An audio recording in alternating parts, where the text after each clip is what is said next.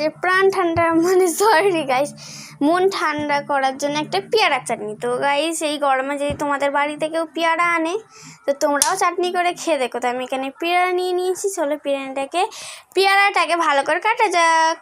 Guys দেখো পেয়ারাটা মানে পাকা গাইস, বুঝতে পারিনি আমি পাকা গ্রাসক গাইস তোমরা করতে পারো তেলে। তো গাইস কি সুন্দর, কিন্তু বীজখানে এমনি কেন গাইস আমি নিজেই জানি না। তো গাইস আমার পেয়ারা এখানে কাটা হয়ে গেছে, আমি এটা খেয়েও নিচ্ছি। আমার পেয়ারা খেতে অনেকই ভালো লাগে গাইস।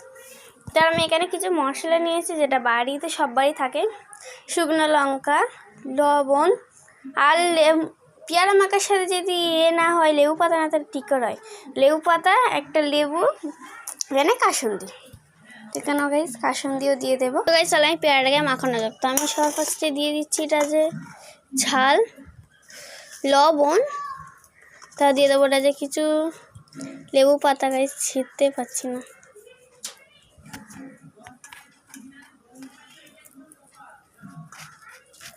ঠিক গাইস দিয়ে দেবো এটা যে একটু লেবু, দিয়ে দিচ্ছি তাই একটু কাসুন্দি। তাই দেখতে আমি পেয়ারাটাকে ভালো করে মিশিয়ে নেব। চলো একটা টেস্ট করে দেখা যাক কেমন হয়েছে। অনেকই সুন্দর হয়েছে গাইস পেয়ারা মাখাটা, তোমরাও কিন্তু এমন বাড়িতে ট্রাই করতে পারো। আজকের জন্য এতটা দেখার জন্য কোনো লাগে, আজকের জন্য খুদা হাফিজ।